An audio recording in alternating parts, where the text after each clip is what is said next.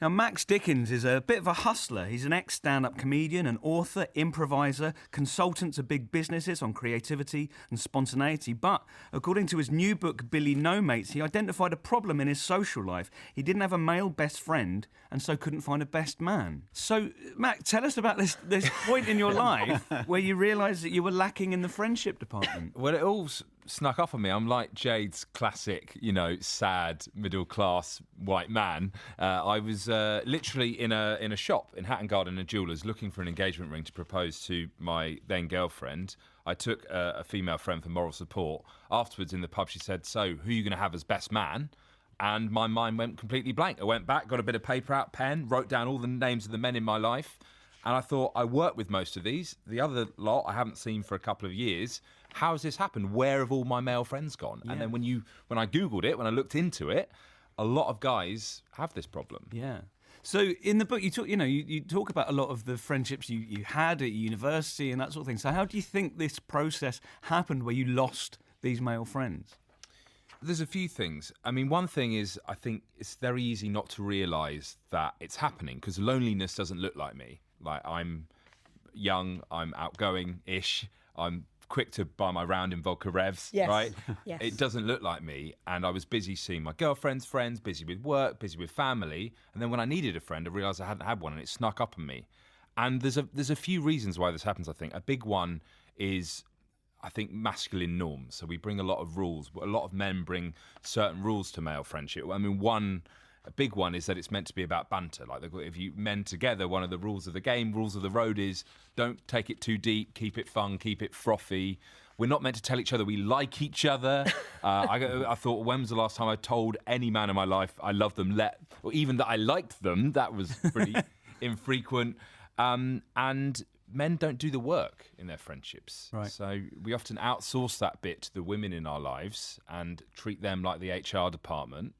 And these are just some of the rules about why male friendships come off the rails, I think. There's a wonderful disclaimer at the beginning of your book. Saying, this is my experience, this is kind of straight, white, middle-class male. Yeah. And do you think that maybe these sort of societal expectations of men and blokiness and masculinity, do you think they're dying off? Do you think they're sort of slightly old-fashioned because, like, the increase in visibility of queer people and, that sort of thing? Do you think it's on the way out, or...? I think it's definitely softening, but I think a lot of the softening of it, and there's a lot more options of ways to be a man, if that's how you identify. There are a lot more ways now than there were.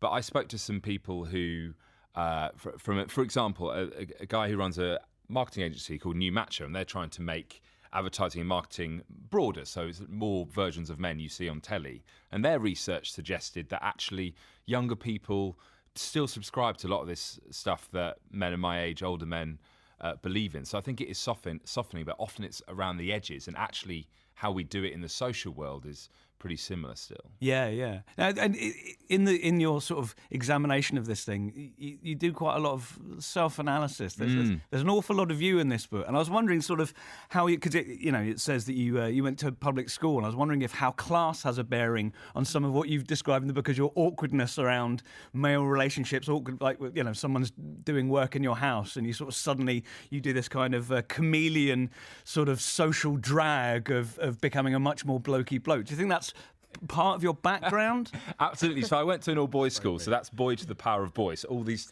sorts of rules, or kind of the cliches of masculinity, I think are get into your blood. Yeah. And that discomfort with any form of intimacy. But I think that performance of when men come together, like the builder's a classic, right? Yeah. Like you mentioned, when we have a build around at our home doing a bit of work, I become this version where I want this guy to really like me. I pretend to be into things that I don't like. I don't care about cars. Suddenly, like, oh yeah, tell me about your Honda. I'd love to know about that. I pretend to support Fulham Football Club. All sorts of things. So this is one of the things I realised, is that I had great friendships with the women in my life, and I didn't have good friendships with the men.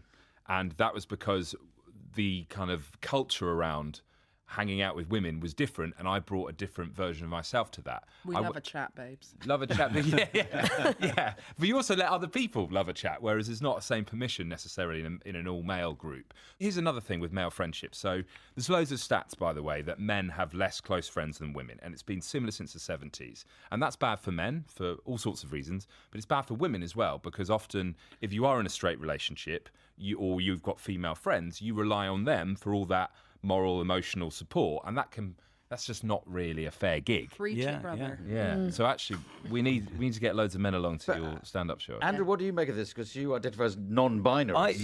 So is this an alien concept that there should be different ways? It's familiar. I mean, there's definitely one. So I transitioned a couple of years ago, and the relief. I mean, partly the relief of just getting rid of my gender dysphoria. I was like, oh, good, I found myself. But also dropping the performance of masculinity, like even physically. I was on my way to the train station a few weeks after I kind of made this quite fundamental change, and I was carrying a load of stuff, and I realised I was carrying my body in a particular way, still, and dressed incredibly feminine, but still doing a kind of performance of masculinity, and having got rid of that, there's like a physical looseness in my body. I mean, every man or anyone who's raised male will know that at school your body language is policed, like the angle of your wrist. It's police, and to let go of those things, and I think which you've done somewhat in the book, to let go of those things is incredibly freeing, And of course, in the end, you didn't find a best man.